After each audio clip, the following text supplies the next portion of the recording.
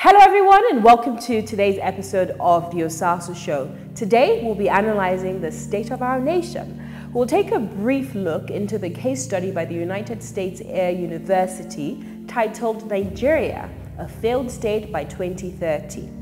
This report was first published in February of 2011 by the Center for Strategy and Technology.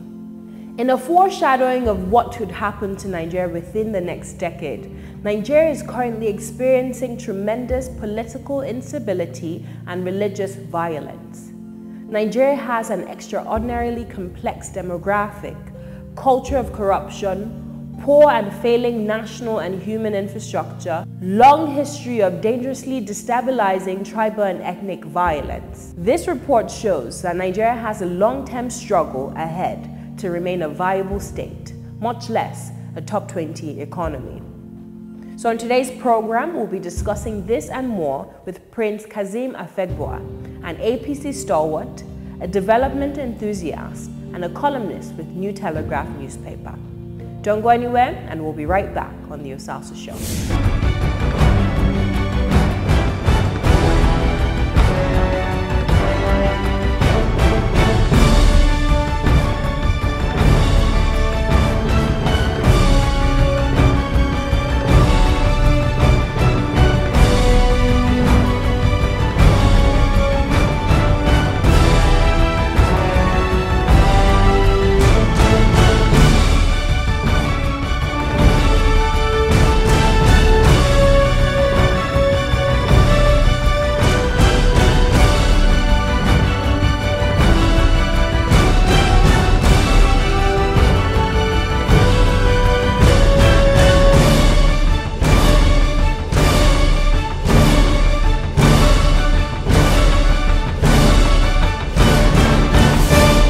Mr. Kazeem Afegbua, thank you so much for joining us in today's program. It's a pleasure. Our focus today is on Nigeria case study, the failed state in 2030. The United States Air Force Academy recently did a report, actually 5 years ago did a report to that by 2030 Nigeria will become a failed state due to the political and religious unrest in the country. We've seen the advent of the Fulani Headsmen massacre, the IPOB agitations, the economic unrest in the country. Do you believe this report is going to come to fruition come 2030? I pray it doesn't, because well, I say it's been the wishes and aspiration from America to see that Nigeria dismember, creating a lot of other splinter states within the whole country. Don't forget that there was a prediction that in 2015, Nigeria was going to go into separate parts, that there might be 2-3 countries from the Nigerian geopolitical space. But thank God that there was a smooth transition, from one democratically elected president to another. And you must give credit to the incumbent that was defeated, because if he had applied the same symptoms that is typical of African leaders, chances are that Nigeria may snowball into, terrible unrest that may lead to some other things that you can't predict the end. So to that extent, you must commend former President Goodluck Jonathan for conceding the defeat and living without even seeking any legal redress. Definitely, but when you look deeply, or when you look intimately into the details, into the indices of this report, they're talking about unemployment and underemployment, the youth restiveness. They're talking about religious and ethnic violence. The report is talking about failing human service and industrial infrastructure, rising criminality, endemic corruption, weak governance. When you look at these indices, the indices are quite frightening, and they are very real. The report is quite detailed in terms of the indices they have showcased. These are the realities of the country today, and that is why some of us are saying that we need a more cohesive government, a government that interacts and communicates with the people, a government that shares in the aspiration of the people, and a government that deliberately takes action to mitigate the terrible unrest that we have in the country. The Fulani herdsmen and farmers clashes and all of that, with all the other insurgencies, other killings, kidnappings, endemic corruption, they are quite threatening. And these are the kind of indices that can threaten the foundation of any country, particularly a fragile one like Nigeria, where we're still trying to, build mutual trust. We're trying to build confidence in the democracy. Our democracy is just barely 19 years old, and so we've got, smooth transition, fine, but are we actually doing what is right to ensure that there is unanimity of purpose, to ensure that there is cohesion, to ensure that there is national patriotism? If you look at what is happening, there is tendency for anybody outside the country or even within the country to think that the country will give way or will implode.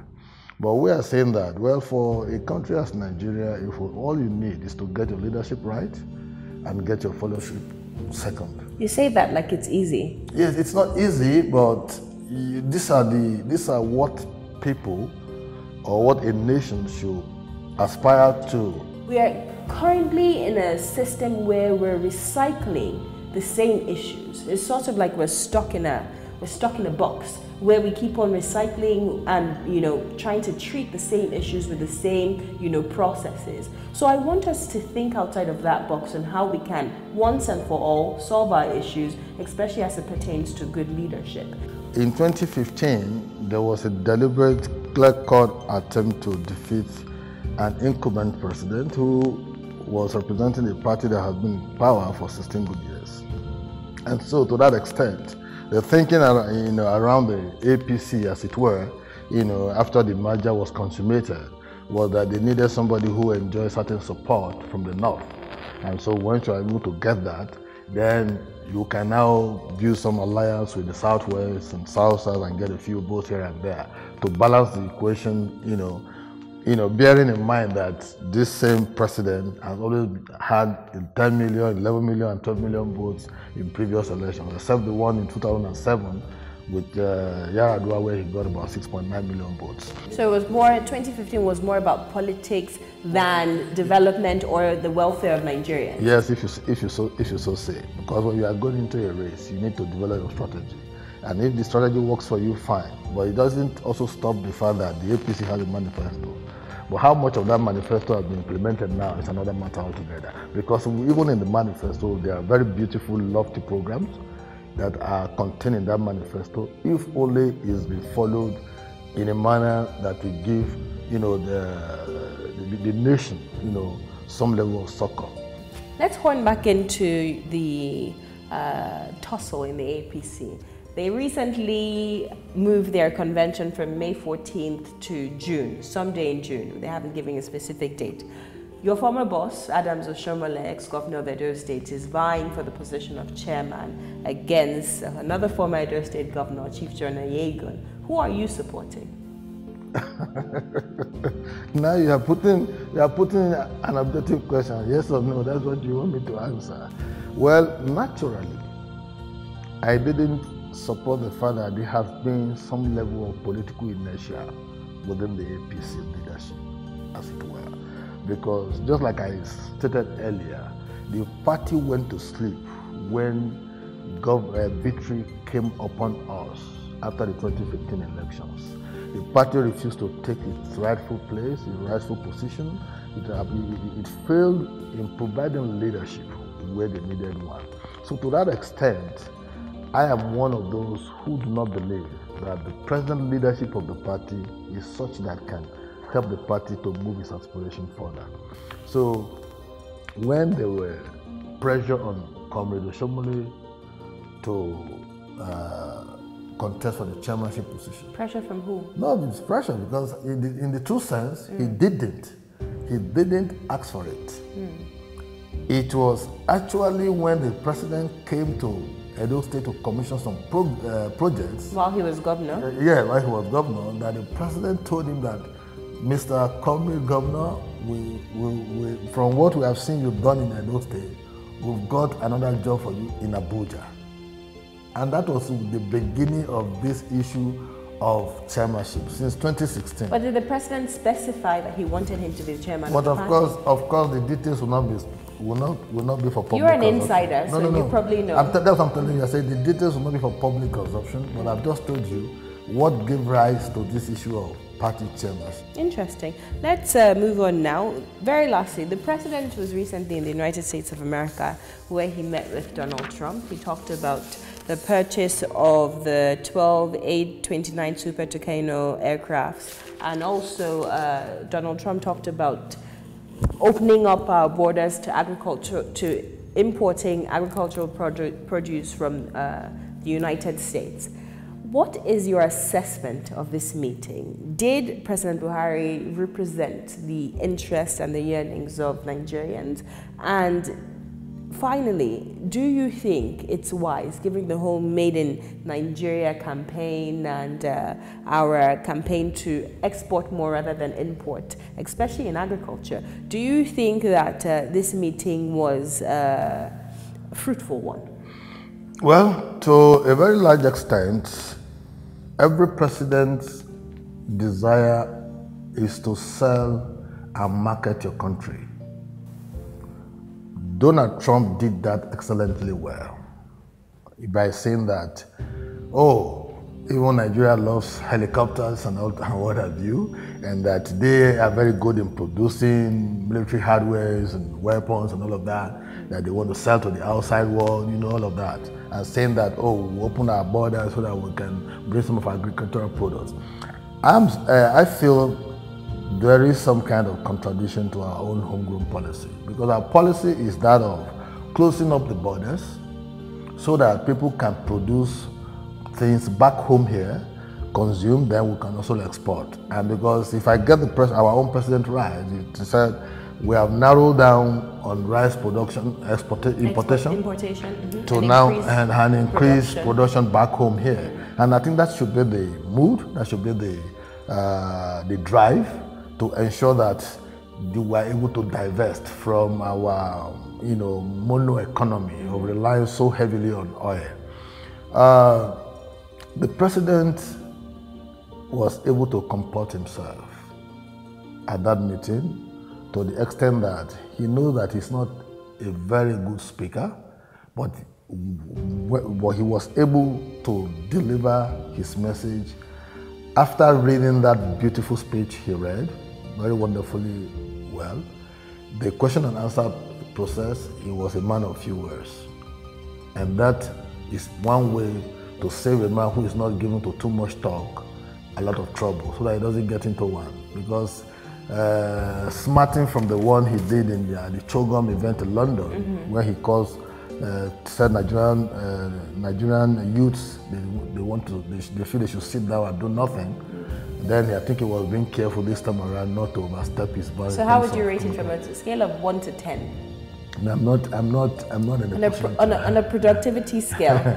You see, what I would expect, I've raised concern about the Tucano helicopters. I said 496 million for 12 was not a fair bargain at all. Because in international business, you must be able to negotiate seriously, because the whole motivation is about profit for the country that is selling to you. So do you think this is just going to be another tough shop? Because Donald Trump said yes, they're in the process of expediting these sales. And but the delivery date is 2020. Afghanistan got, those Tucanos, they were the first to test run them and all of that. And they are using them now because they have similar case of insurgency like us. And they got it for lesser bargain, 10.5 million. If you look at 496 and 12 that we're getting, that's about 41 million per one. Inside that of Afghanistan, you talk about military personnel training, you talk about knowledge transfer and what have you. Because from day one, accommodation, everything, your nationals will have to go to America, sit down with them and all of that, do the building before they will come and couple them and everything before you start using them. So all of that was beauty to Afghanistan. So my worry was, why would America be selling, 12 for us, to us at 496 million, when with the same conditions and conditionalities attached to that of Afghanistan, and they sold 20, to them with about 10.5 million, 11 million each. So there's a huge gap. So that's where my curiosity arose at the issue. And even when the president confirmed that, yes, they received payments and all of that, the specific amount was not mentioned. So at that international level, there's a need for people to strongly negotiate. This is not a foreign policy issue. But by and large, I think I will give 5 over 10 to the president. And just briefly, because we ran out of time. Yeah. So the issue of the taking this 429 million from the excess 496 million. 496 million from the excess crude account that's being currently investigated by the National Assembly, which has led to a proposition of his impeachment. How do you react to that? Legal, illegal? What's the way forward? You see, I just wanted to correct an impression. This transaction did not just happen yesterday. It was in 2017, September, that they entered into this deal. Why did we have to wait from that time till now to now raise issues of constitutional breaches? And this payment, as we're made to understand, was done about 4 months ago. Why now just bringing a letter to the Assembly? And I was listening to the spokesperson of the Buhari campaign organization, SAN, Festus Keyamo, saying that it's a doctrine of necessity. Oh my God. I think it's better we suspend the Constitution and begin to apply doctrine of necessity, if that should be the persuasion. That's a fine place to leave it, Mr. Kazeem Afegbua. Thank you so much for joining us on today's program. It's a pleasure. Right now, we'll go to the streets to hear the thoughts of everyday Nigerians. Don't go anywhere, and we'll be right back on the Osasu Show. Hi, this is Sade. By the time I'm done speaking, Sade would have done all her grocery shopping, arranged a chef to prepare dinner tonight, bought diesel for the house, booked a dentist appointment for tomorrow, made travel arrangements to London for next week, made a dinner reservation for tomorrow, replied to work emails, sent flowers to her mother, and a birthday gift to her brother-in-law. How? Meet Olu Assistant, a virtual personal assistant you can contact via WhatsApp for anything you want. Contact Olu Assistant on WhatsApp now at +234 908 082 1111. Find out more at www.oluassistant.com.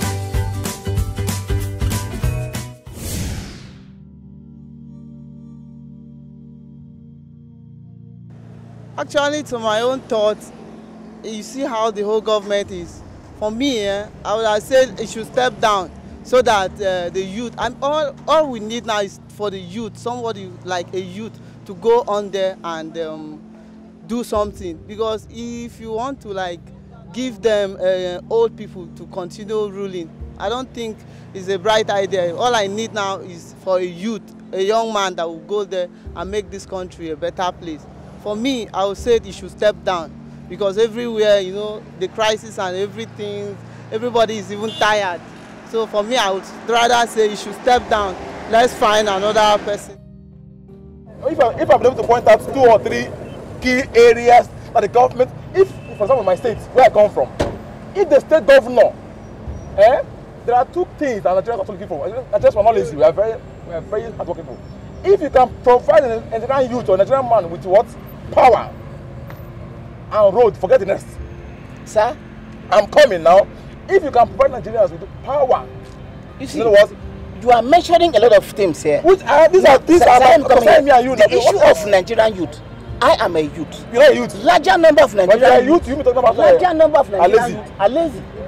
Let me come in here. Let me come in here, sir. He's lazy too. What can you tell me about somebody who is a graduate after leaving school for 8 years and cannot get a job for himself? Must the government give everybody a job? Is it a must? I'm coming. What system are we copying from in our own governance? No. Which country do we copy their system? I'm coming, no, answer me first of all. Which country do we copy their system? Sir, I'm coming, sir. Answer me first now. Sir, let me come in here. Which country do we copy as a system? You are looking up to US. When we were at the level, when US were at the level of where we were now, were they having power? They have given power to you. Were they giving power? No, they have given power to you. You know. When were they at this level?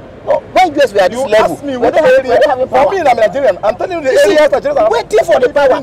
We can create the power. The youth can create the power. Wait now. I say power never means by light. Yes, that's what I mean. The youth all equally can create the power. What are they waiting for? You ask me. After going to school for which areas after you spend 5 years in school, you ask me 7 years areas. in school, 8 years in school, you are not productive. Wait, you ask me which areas you are is the government failing, right?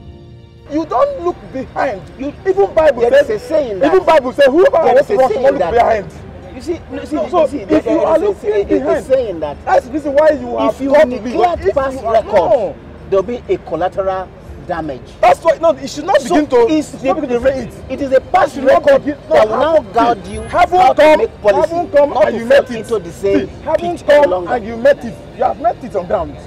That's why you say you have not listened. So since you're here now, is to work on it. Not saying that the reason why you're failing because of the past. Now, let me agree with you now. The reason why you're failing again because of the past failures. Then that means you are not making any move. If, for example, I'm a family man, I'm a parent, I'm a father.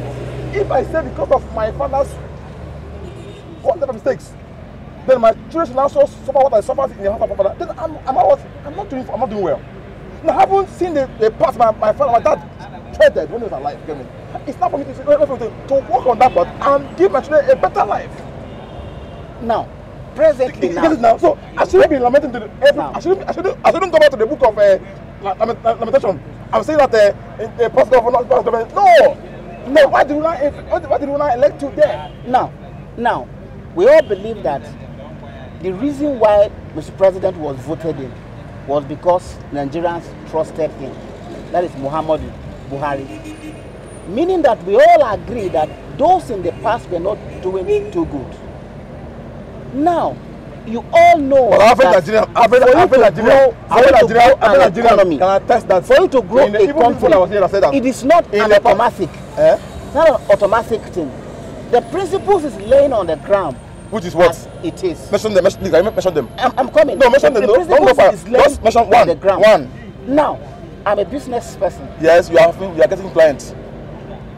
Now, I want to know, you're getting clients. I know what it takes in business sector in Nigeria, how it has been doing before now. Now there is clear difference.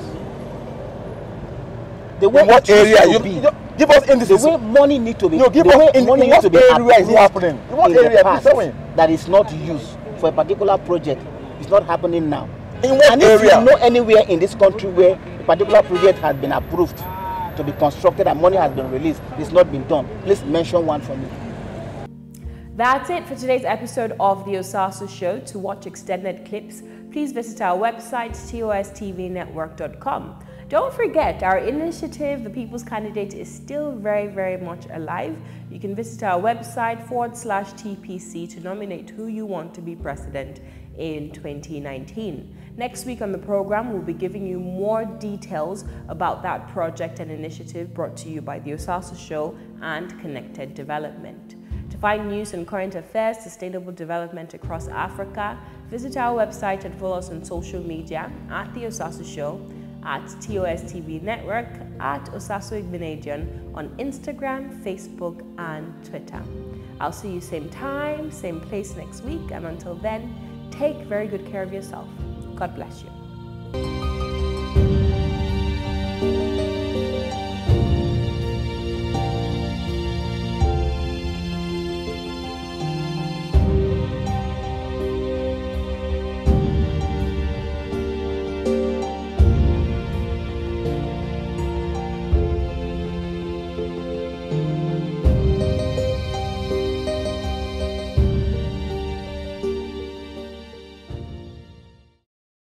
Join us at the Emerging Political Leaders Summit 2, the Presidential Aspirants Edition, scheduled to hold on May 8, 2018 by 9 a.m. prompt, under the co-chairmanship of Mr. Frank Weke Jr. and Abdul Hassaini.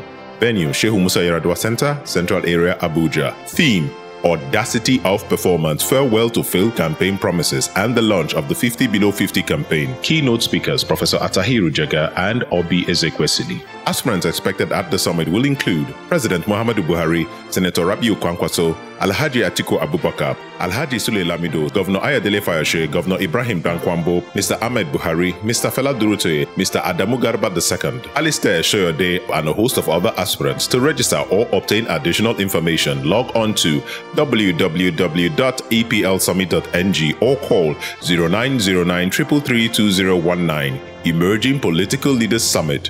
If not now, when?